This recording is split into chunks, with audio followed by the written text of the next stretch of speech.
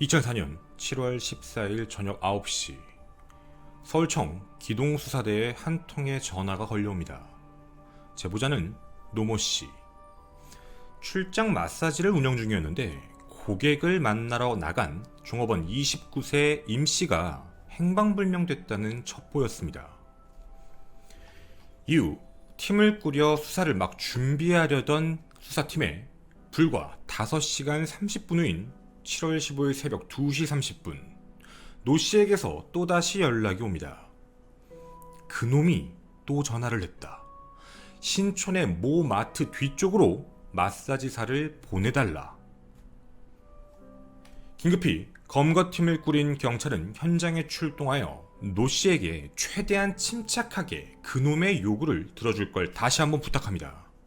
그런데 그놈은 마음에 들지 않는다, 다른 여성을 보내달라며 홍익대 부근 모 마트 앞쪽 혹은 뒤쪽 계속해서 위치를 변경합니다. 그놈과의 숨바꼭질, 그렇게 새벽 5시 20분 용의자 그놈을 향해 간 경찰. 그 순간 명함식 광고 전단 9장을 입에 넣고 숨기려고 해 손가락으로 빼내며 그놈을 현장에서 긴급 체포합니다. 사라진 여성의 행방을 묻는 경찰의 눈에 그놈은 정말 이상했습니다. 여성의 손목시계, 타인 명의의 핸드폰 여러 대, 그리고 경찰 신분증을 갖고 있었습니다. 바로 그때 경찰의 눈에 띈 금색 금속줄이 하나 있었습니다. 그게 무엇이고 어디서 산 거냐라는 질문에 그놈은 동대문 황학동 노점에서 1,000원을 주고 구입했다라는 이상한 대답을 합니다. 분명 그 금속줄은 특정 브랜드의 18K 금이었습니다. 그리고 그 팔찌는 다른 사건으로 사라진 피해 여성의 팔찌와 같은 종류였습니다.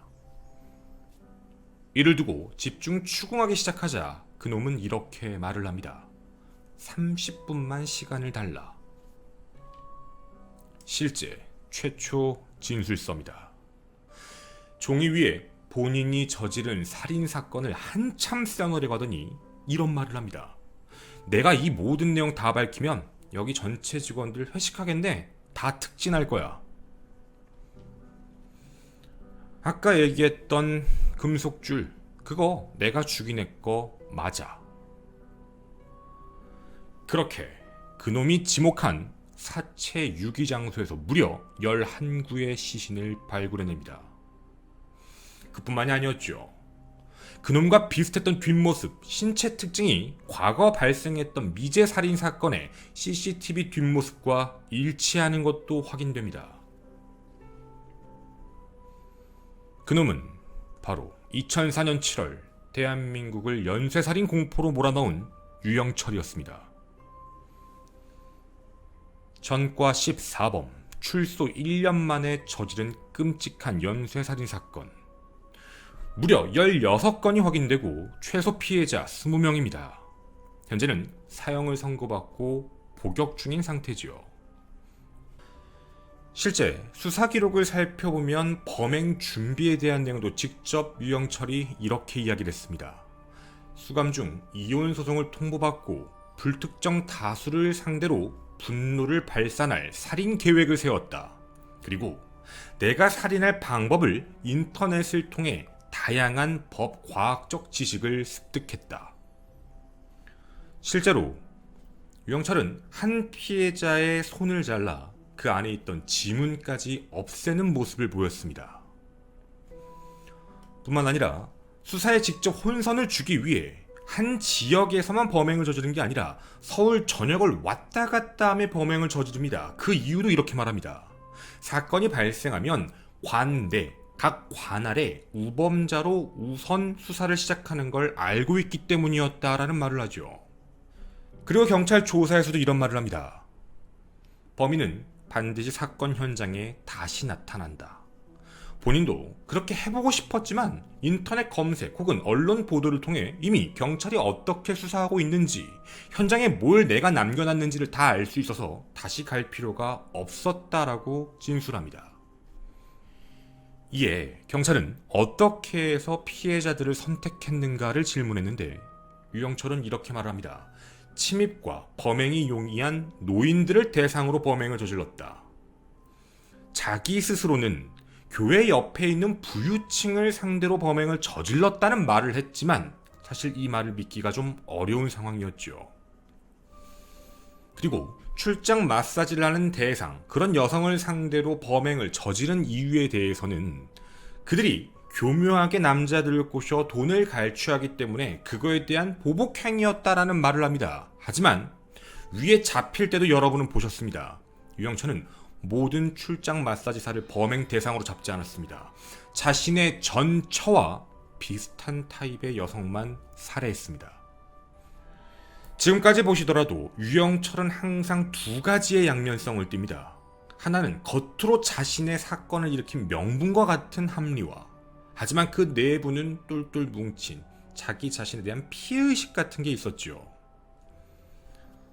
당시에 수사하던 경찰, 우리도 마찬가지입니다. 2021년 현재에서도 의심할 수 있는 점들이 있죠. 알려지지 않은, 해결되지 않은 사건들이 있지 않았었을까. 당시 서울 전 지역에서 범행을 저질렀다라고 이야기를 하고 있습니다. 그런데 그가 검거됐을 당시에서도요, 미제 사건은 있었습니다. 첫 번째, 동대문 원남동에서 발생했던 미제 사건, 또 하나 남부 여고생 살인 미수 사건, 그리고 노량진 보라매공원 여대생 살인 사건, 구로 고척동 대림동 사건, 이 모든 것들이 혹시 유영철이 저지른 게 아닌가라는 당시의 의심이 있었죠. 그런데 저희는 천천히 수사 기록에 존재하는 진술서, 자백 내용을 살펴보는데요, 한 가지 인정한 내용이 있었습니다.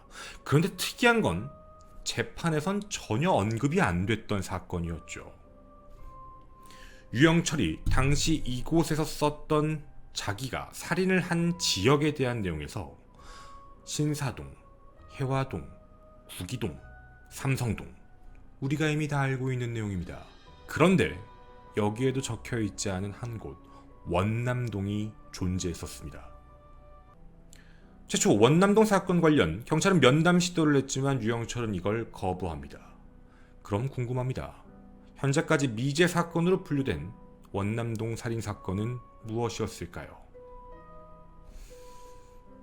2004년 5월 한 토요일, 서울 종로구 원남동의 5층 건물에서 살인사건이 발생됩니다. 당시 목격자는 이렇게 기억을 하고 있습니다. 가스 점검을 갔는데 처음 4층 원룸에 가서 한번 확인을 하고 5층으로 올라갔다.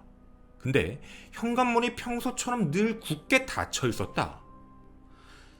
벨을 누르며 가스 점검이 왔어요 라고 얘기를 했는데 안에서 아무런 반응이 없었다. 분명 약속을 하고 왔는데 해서 혹시나 하는 마음에 현관문을 탁 열어봤는데 열리더라.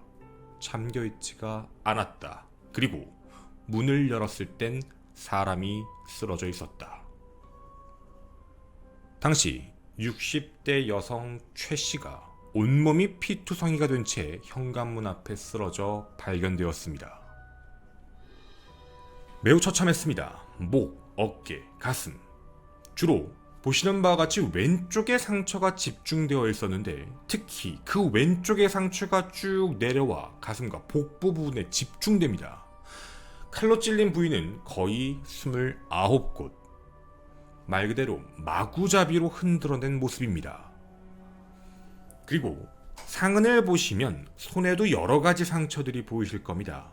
필사적으로 막으려고 했던 방어흔도 존재했죠. 그리고 손 안에서도 상처가 있는 거 봤을 땐 칼날을 잡았을 것이다 라는 추측도 있습니다. 범인의 흔적, 이곳에 어떻게 들어왔던 걸까요? 일단 생각보다 범인은 많은 흔적을 남겼습니다. 이곳은 아무나 들어올 수 있는 집이 아니었습니다. 이 집은 말 그대로 철옹성이었습니다. 현관문에는 여러 개의 잠금 장치가 설치되어 있었죠. 사람들마다 말이 약간 다른데 최소 5개에서 최대 6개의 잠금 장치가 있었다고 합니다. 주변 지인들에게도 당시 피해자 최 씨는 수류탄을 던져도 여긴 터지지가 않는다 라고 얘기할 만큼 굉장히 튼튼한 장소였죠. 지역 사람들이 집 안을 들어가려고 해도 집 안으로 못 들어오게 합니다. 즉 사람을 절대 집 안으로 들이지 않았죠. 정말 아는 사람이 아니라면 이 집 안으로 들어가는 방법은 전혀 없습니다. 여기서 알 수 있는 사실, 범인은 이 집 안에 들어가는 게 조금은 자유로웠던 겁니다. 부셔서 들어간 게 아니죠. 내부에서 열어준 겁니다. 이뿐만이 아닙니다. 사건 현장에는 이상한 특징이 있었습니다. 파란색 액체가 보이실 겁니다. 바로 세제입니다. 왜 그랬는진 모르겠는데 피해자의 머리맡과 거실까지 파란색의 섬유 유연제를 쭉 뿌리고 들어간 모습이 보입니다. 그렇게 자신의 모든 흔적을 지워버렸습니다. 단 한 가지만 남기고 말이죠. 범인의 발자국입니다. 그 발자국은 안방으로 들어간 모습이었는데 그 안방도 무언가를 찾으려는 모습처럼 난장판이었습니다. 여기까지 보자면 이건 강도구나. 그래서 우발적으로 사람을 살해했구나. 이렇게 보여질 수 있습니다. 그런데 강도 살인으로 보기에는 조금 이상한 점이 있었죠. 당시 사망한 최 씨는 손에 고가의 다이아 반지를 끼고 있었습니다. 가져가지 않았죠. 뿐만 아니라 현장에 있던 많은 고가의 물품들은 그대로 놓여 있었습니다. 도대체 누가 이런 끔찍한 현장을 만들고 유유히 사라진 걸까요? 그리고 범행 목적은 도대체 무엇이었을까요? 확인 결과 사건 발생 당일 최 씨의 행적은 분명 확인이 됩니다. 원래 동네 사람들과 사이클을 같이 타는 멤버였는데요. 당일 새벽 5시에도 아침 운동을 함께 하고 사무실로 와 커피를 끓여 먹은 상황이었습니다. 그날도 아무런 문제가 없었죠. 그 이후 최 씨의 행적은 주변 지인들에게 전화한 기록이 확인됩니다. 별장 수리가 끝났다. 오늘 토요일이니까 가서 같이 별장에서 좀 놀다 오자. 이런 식으로 주변에 전화를 돌린 상황이었죠. 그리고 최 씨의 핸드폰이 마지막 이동을 하는 게 보입니다. 동대문에서 바로 공덕동, 즉 마포 쪽 방향이었죠. 그리고 그 이후에 통화 기록은 사라져버립니다. 피해자는 집에서 발견됐습니다. 범인은 왜 그랬는진 모르겠지만 핸드폰을 가지고 이동하다 휴대폰을 유기한 것으로 보입니다. 바로 마포 공덕동 근처에서 말이죠. 그럼 사건 발생 추정 시간에 혹시 범인을 본 사람은 없었을까요? 당시 본 건물 3층은 귀금속상, 즉 금은 세공 공장이 있었습니다. 해서 업자 한 명이 이곳에 들어가려고 기다리고 있었는데 누군가 나오는 걸 목격했다고 합니다. 하지만 그 기억이 매우 섬뜩했다는 것이죠. 키는 160 후반에서 170 초반, 나이는 30대 중후반에서 40대 초반으로 보이는 한 남자였다라고 이야기합니다. 경찰은 당시 이 사건을 보며 용의자들을 하나씩 체크하기 시작합니다. 용의자의 범주는 매우 넓었습니다. 당시 사망한 피해자 최 씨는 대부업 관련을 남편과 하고 있었는데 남편이 사건 발생 3년 전 병으로 사망하자 그 이후부터 대부업 일을 거의 하지 않고 있는 상황이었죠. 즉 오랜 시간 동안 대부업을 하며 굉장히 많은 부를 축적한 상황이라 그만큼 원한 관계도 굉장히 많았습니다. 조금 전에 보여드렸던 별장도 돈을 빌려줬는데 못 갚는 사람이 나타나 그 별장 자체를 그냥 인수한 상황이었죠. 경찰은 최초 채무 관계로 수십 명을 용의선상에 올리고 수사를 진행했지만 어떠한 소득도 없었습니다. 즉, 이 사건은 근처에 있는 사람으로 보기가 어려웠다라는 것이었죠. 범인은 그럼 도대체 누구였을까요? 그런데 이 사건의 내용에 대해 수사가 계속해서 미궁으로 빠지고 있는데 한 남자가 등장해버린 겁니다. 유영철. 자기가 원남동 살인을 저질렀다라는 말 자백했다는 것이죠. 하지만 그는 검찰로 넘어가며 원남동 사건은 내가 한 게 아니다라고 번복을 해버립니다. 결국 재판에는 들어가지도 못했던 내용이었죠. 정말 그가 범인이 맞았을까요? 사실 문제가 있었습니다. 범죄 패턴을 놓고 봤을 때 유영철이 그동안 저지른 범행이다라고 보기가 좀 어려운 상황이었죠. 대부분 유영철은 그동안의 연쇄살인 사건을 보면 집 안에서, 방에서 이렇게 살해하는 패턴이 있는데 본 사건은 현관에서 피해자를 살해한 모습입니다.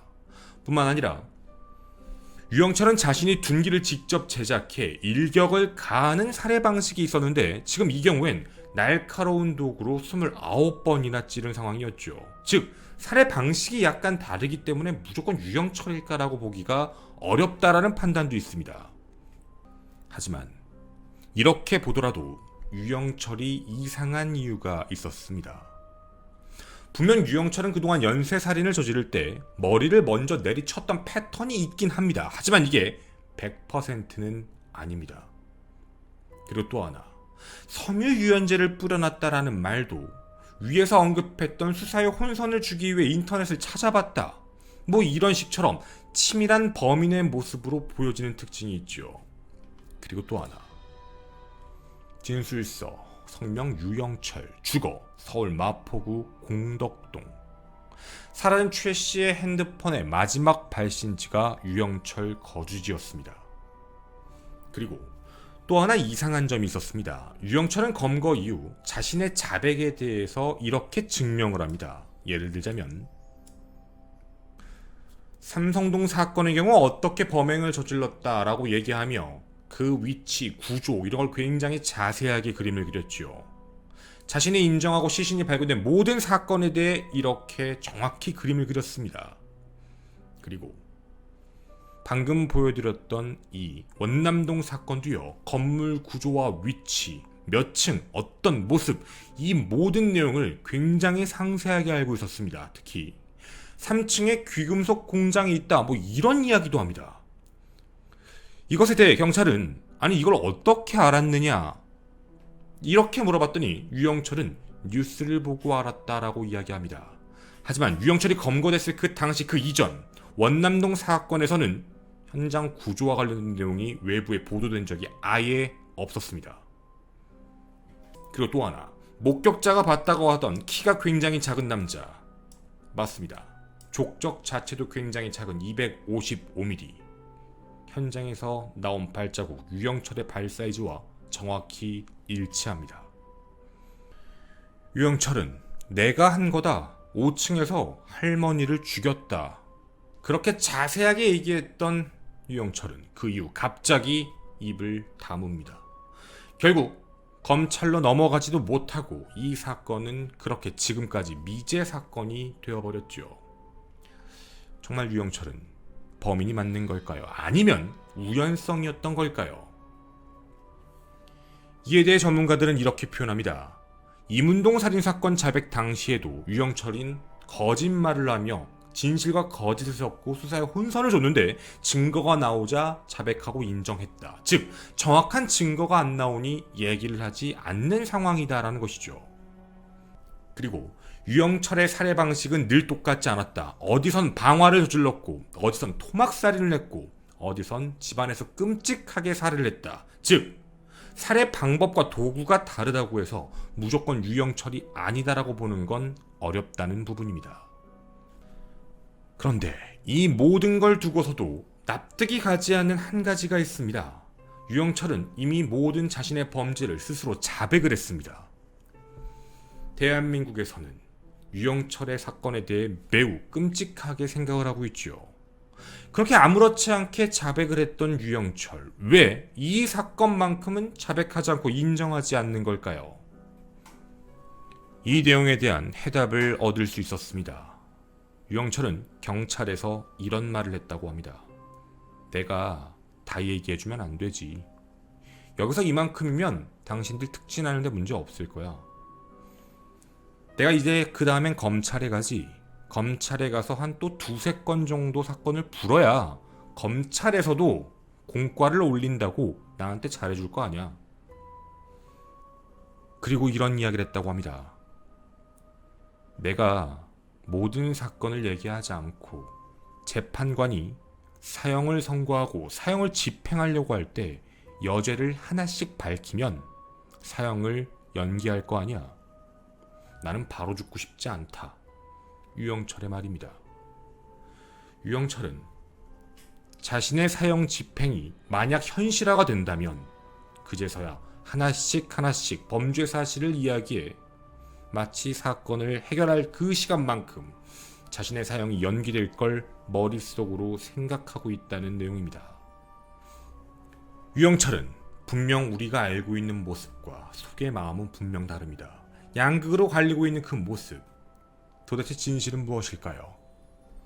원남동 살인사건, 그것만 유영철이 저지른 걸까요?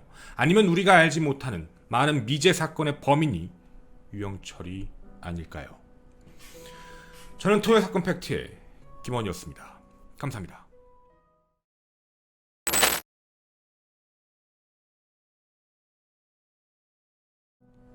저희 뒷이야기는 좀 간략하게 하겠습니다. 사실 라이브 방송에서는 저희가 이런저런 내용들을 오픈할 수 있는데 유튜브 자체적으로는 저희가 좀 영상을 뒷이야기에 남기는 건 조금 제한입니다. 일단 유튜브용으로 먼저 말씀을 드릴 게 하나 있는데요. 자, 유영철의 진술서 글씨체를 봐주시고 유영철의 그림을 봐주십시오. 그리고 제가 또 하나를 보여드리겠습니다. 여러분은 이게 같은 사람의 글씨처럼 보이시나요? 같은 사람의 그림 실력이라고 보이십니까? 정말 놀랍게도요, 이 두 가지는 다 유영철의 글씨체입니다. 근데 이 내용에 대해 여러 가지 이야기들이 있는데요, 이런 게 있습니다. 유영철은 실제로 그림을 굉장히 잘 그립니다. 뭐 이건 외부에도 많이 알려졌던 내용인데 제가 이거는 이따 아프리카에서 그냥 공개를 하겠습니다. 죄송합니다. 유튜브는 죄송합니다. 여기다 좀 하기가 그래서. 제가 여기서 하고 싶은 이야기가 어떤 문제냐면, 유영철은 이런 느낌이 좀 있어요. 예를 들자면 자기가 더 위다, 자기가 훨씬 더 내가 너희한테 다 알려주는 거야 라는 식의 모습에서는 정말 그냥 이런 느낌이에요. 글씨 대충 쓰고요, 니네가 알아들어, 내가 얘기하고 내가 써주면. 반성이나 뭐 이런 느낌이 아니라 내가 너희보다 위야, 니네 내 말대로만 해야 돼, 내가 알려줘야 니네가 수사하지, 여기 들어가 보니까 시신 발견되지, 내 말 맞다니까, 내가 이렇게 한 거 맞으니까 나한테 잘 보여, 내가 지금 얘기하는 거에서 잘 들어, 이런 느낌이에요. 그러니까 자기가 통제할 수 있다, 굉장히 권위적인 느낌이에요. 그런데 지금 제가 두 번째로 보여드린 게 뭐였냐면, 사형 선고를 받고 그 교도소 안에 있을 때 어떤 기자님하고 서신 주고받은 내용, 편지 내용이에요. 근데 저게 내용에 보면 내용이 완전 양극이에요. 참여하고 있다, 종교에 뭘 하고 있다, 그리고 뭐 걱정된다, 뭐 유족 돌아가신 분들의 원혼을 달래면서 뭐 이렇게 살고 있다, 반성하고 있다, 이런 식으로 글을 쓰고 있고요. 막 뭐랄까, 자기가 원하는 것도 얘기해요. 기자님한테 어떤 잡지 좀 보내주실 수 있느냐, 뭐 이런 식 있죠. 그러니까 자기가 뭔가 좀 부탁해야 되거나 자기가 조금 더 이 사람과 잘 지내야 되겠다라고 느껴지는 그런 사람과는 굉장히 좀 속된 얘기로 제 느낌으로 말씀을 그냥 드릴게요. 입을 잘 털어요. 글을 되게 잘 써놨어요. 그러니까 자신에 대한 내용에 대해서 참회 및 반성 및 내용을 얘기하며 원하는 거 적절히 섞어가면서 네가 이렇게 해주면 내가 너한테도 계속 연락을 할게, 왜냐면 넌 이걸 가지고 기사를 쓸 거니까, 뭐 이런 식이에요. 그런 느낌인데 한쪽에서는 또 달라요. 그러니까 유영철의 느낌이 뭐냐면, 범죄를 저지르는 모습에 있어서도 여러 가지 패턴들이 보이는 것처럼 양면성이에요. 굉장히 딱 극명하게 뭐가 갈려요. 그러면서 행동 자체가 하나로 일관적으로 가지가 않거든요. 그리고 이거는 나오는 내용에서도 똑같아요. 이런 글을 쓰는 모습이나 행동 자체에서도 그렇게 보이고, 실제로 현장조사와 관련되어 있는 내용 있잖아요. 현장조사 사진을 봤는데 뭐 거의 뭐 자기가 거의 경찰이에요. 그냥 원래 대부분 현장조사 가면 이렇게 하고 그냥 이렇게 좀 소심하게 이러고 있거나 이런 사진 많이 보잖아요. 얘는 진짜 이렇게 고개 빳빳이 들고 다 그냥 아무렇지 않게 해요. 뭐 이렇게 하고 저렇게 하고 이렇게 하고 이렇게 하고 이러고 있어요. 계속 그냥 전혀 뭐 그런 게 없어요. 그러니까 유영철 같은 경우에는 지금 자신의 죄와 관련되어 있는 부분에 대해서 더 이야기하지 않는 이유를, 물론 추측입니다. 쥐고 있는 자기한테는 카드인 거예요. 자기한테 만약에 지금 자기가 사형수인데 사형 집행이 된다고 얘기했을 때, 혹은 자기에게 뭔가 피해가 오거나 자기에게 문제가 생길 때 쓸 카드인 거예요. 이렇게 딱 얘기하면 속된 얘기로 이제 관심도가 그쪽으로 끌어질 거고, 그러면 자기와 관련되어 있는 부분에서는 조금 더 딜레이가 될 수도 있고, 그러니까 이런 걸 좀 조절할 수 있다에 대한 부분을 유영철은 알고 있다라는 문제예요. 그래서 이건 그냥 뇌피셜입니다, 여러분. 그냥 이건 100%가 아니고 그런 얘기들도 있어요. 장기 미제 사건 관련해가지고 다 자백을 해서 참작받아서 형량이 내려오는 거. 그러니까 이런 부분에 대한 거 있잖아요. 그러니까 자기는 지금 계속 반성하고 살고 있다고 얘기하면, 물론 지금 요즘에 상태 보면은 그런 거 같진 않아요, 유영철이. 그러니까 유영철이 외부에 알려져 있는 내용을 보면요, 기사 내용이 극명하게 달라요. 그 어떤 분하고 주고받았던 서신이다라고 하면 그 안에 내용은 굉장히 착해 보여요. 진짜 제가 이제 몇 소절만 잠깐 읽어드릴게요. 코스모스를 유난히 좋아하는 가을이 왔습니다. 가을의 문턱에서 기자님이 보내주신 시집을 받고 반가움에 내리 몇 번을 읽었지만, 시를 좋아하는 나도 절망 속에 독서여서 그런지 마음에 그리 와닿지만은 않네요. 작년까지만 해도 가족, 그리움, 만남 이런 단어들이 많이 생각되곤 했는데, 보내주신 시집에선 유독 이별이라는 시를 되풀이해서 봤습니다. 이제 세상의 모든 인연과 이별해야 하는 시점에서 미리미리 떠날 준비를 해야 되거든요. 뭐 이런 식으로 글을 써요. 이게 어떤 뜻인지 아시겠죠? 그러니까 이런 내용으로 보면 참회하고 받아들이는 사람의 느낌이 많이 들어요. 근데 어떤 글을 이제 외부에 걔가 안에서 하고 있는 행동 보면 망난이거든요. 뭔 반성이야. 이런 식으로 살고 있어요. 종교에 참여했다고 얘기를 해요. 근데 저기 진술조서를 살펴보다 보면은 얘가 이런 말을 하는 게 있어. 얘가 전과 14범이잖아요. 예전에 그러니까 자기가 종교 근처에 대한 걸 왜 죽였다고 얘기를 했냐면, 자기가 예전에 범법 행위를 저지르고 재판에 들어갔는데 자기가 종교에 기도를 했대요. 자기가 제발 아무런 죄가 없이 그냥 이제 이번에 한 번만 봐주시면 뭐 아무렇지 않게 열심히 살겠습니다라고 했는데 징역 6개월인가 징역형이 나온 거예요. 그때부터 자기는 그 종교를 믿지 않고 종교에 대한 굉장히 불신해서 뭐 종교와 관련되어 있는 사람들을 죽이려고 했다, 뭐 이런 식으로 말을 해요. 그 이상한 합리화를 하고 있는 거예요, 유영철은. 그러니까 사람이 너무 극단적인 양면성을 띄어요. 제가 계속 양면성이란 말을 자주 하는 게, 저걸 다 내용을 읽어보면 얘 도대체 뭐하는 새끼지 싶어요. 이게 뭐지?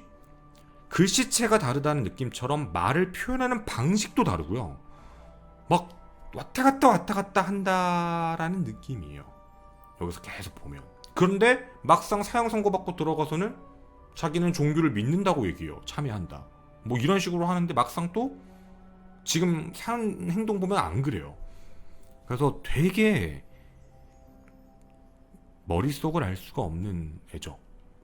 그리고 저도 그냥 전에 들은 얘기는 반성한다? 그런 건 못 믿는다고 하더라고요. 반성하는 척인 거겠지. 그런 척을 해야 된다라고 생각을 하는 거겠지, 실제로 반성하고 있는 것 같지는 않다라는 내용들도 많더라고요. 어쨌든 죄송합니다. 유튜브에는 더 이상의 내용이 못 올라가서 죄송하고, 여기서 일단 먼저 끊도록 하겠습니다. 네.